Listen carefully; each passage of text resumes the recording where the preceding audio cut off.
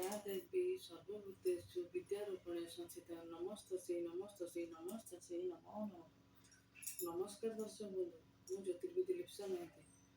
ମୋ ଚ୍ୟାନେଲଟି ଯଦି ଆପଣମାନଙ୍କୁ ଭଲ ଲାଗୁଛି ତାହେଲେ ଆପଣ ଲାଇକ୍, ସେୟାର, ସବସ୍କ୍ରାଇବ୍ ଆଉ ପାଖରେ ଥିବା ବେଲ୍ ଆଇକନ୍କୁ କ୍ଲିକ୍ କରିଦିଅନ୍ତୁ ଆଉ କମେଣ୍ଟ ବି କରନ୍ତୁ।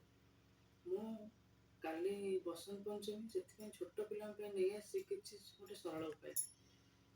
ଛୋଟ ପିଲାଙ୍କୁ କାଲି ବ୍ରହ୍ମ ମୁହୂର୍ତ୍ତରେ ଉଠେଇବେ, ଭଲ ଭାବରେ ସେ ଗାଧେଇ ପାଧେଇକି ସେମାନେ ମା ସରସ୍ୱତୀଙ୍କୁ କାଲି ଧଳା ବସ୍ତ୍ର ପିନ୍ଧେଇ ପଞ୍ଚ ପ୍ରକାର ଫଳରେ ତାଙ୍କୁ ଭୋଗ ଲଗେଇବେ।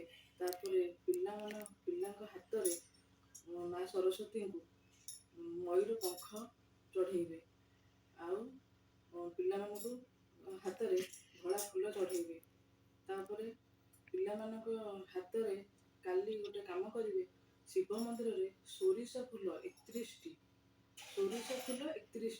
ପିଲାମାନଙ୍କ ହାତରେ ଶିବ ମନ୍ଦିରରେ ପିଲାଙ୍କ ନାଁରେ ଚଢ଼େଇଦେବେ। ଦେଖିବେ ଯୋଉ ପିଲାର ବା ଖନା ପାଟି ହଉଛି, ପାଟି ଲାଗୁଛି, ବୁଦ୍ଧି ନାହିଁ ଆଉ ପାଠ ପଢ଼ାରେ ମନ ଲାଗୁନି, ସେ ଜିନିଷ ଦେଖିବେ ଆସ୍ତେ ଆସ୍ତେ ସେ ଜିନିଷ କଟିବାକୁ ଲାଗିବ। ଆଉ ପିଲାମାନଙ୍କୁ କାଲି ତାଙ୍କର ଯୋଉ ବୀଜ ମନ୍ତ୍ର, ସରସ୍ୱତୀଙ୍କର ବୀଜ ମନ୍ତ୍ର ଓಂ ଏଂ ନମଃ, ଓಂ ଏଂ, ଏଇ ମନ୍ତ୍ରଟି ଆପଣ 11 ଥର, 21 ଥର କିମ୍ବା 108 ଥର, ମା ହଉ କି ପିଲା ହଉ ଆପଣ କରିବେ। ତାପରେ ଯୋଉ ଗୋଟେ ଗରୁଟେ ଥୋଇବେ, ପାଣି ରଖିବେ, ଫୁଲଟେ ପକେଇବେ, ସେଇଠି ବସିକି ଓಂ ଏଂ ନମଃ କହିକି 108 ଥର 3 ମାଳା ଜପ କରିବେ। ଯୋଉ ପିଲା ଖନା ପାଟି ଲାଗୁଛି, କଥା କହିପାରୁନି, ତାକୁ ସେ ପାଣିଟି ଦେବେ ପିଇବା ପାଇଁ, ସବୁଦିନ ଦେବେ। ଦେଖିବେ ଆସ୍ତେ ଆସ୍ତେ ସେ ପିଲାର ଖନା ପାଟି ଆସ୍ତେ ଆସ୍ତେ ଭଲ ହେଇଯିବ।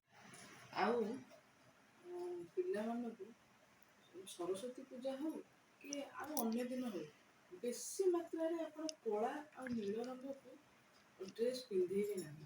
କାହିଁକି ନା କଳା ଆଉ ନୀଳ କଲର ରାହୁ ଆଉ ଶନିକୁ ପ୍ରେଜେଣ୍ଟ କରେ। ତେଣୁକରି ଆପଣମାନେ କଳା ନୀଳ ରଙ୍ଗକୁ ସେତେ ପିନ୍ଧିବେ ନାହିଁ। ବେଶୀ ପିନ୍ଧିବେ ସବୁଜ ରଙ୍ଗ, ଧଳା ରଙ୍ଗ ଆଉ ହଳଦିଆ ରଙ୍ଗ, କମଳା କଲର, ଏଇସବୁ ଜିନିଷ ଡ୍ରେସ୍ ପିନ୍ଧିଲେ ଚଳିବ। ଆଉ ଆପଣ କାଲିଠାରୁ ଗୋଟେ ଷ୍ଟାର୍ଟ କରିବେ ମ୍ୟାଜିକ୍ ଜଳ ଘରେ ଛିଡ଼କେଇବା। କ'ଣ ସେ ମ୍ୟାଜିକ୍ ଜଳ? ଗୋମୂତ୍ର, ଗଙ୍ଗା ଜଳ ଆଉ ଆମର ଗୋଲାପ ଜଳ, ତାପରେ ଗୋବର, ଏଇସବୁ ଜିନିଷ ମିଶେଇକି ଗୋଟେ ବୋଟଲରେ ରଖିଦେବେ। ଘରେ ସବୁଦିନ ଛିଡ଼କେଇଲେ ଆପଣଙ୍କ ଜୀବନରେ ମଧ୍ୟ ପଜିଟିଭ୍ ଆସିବ।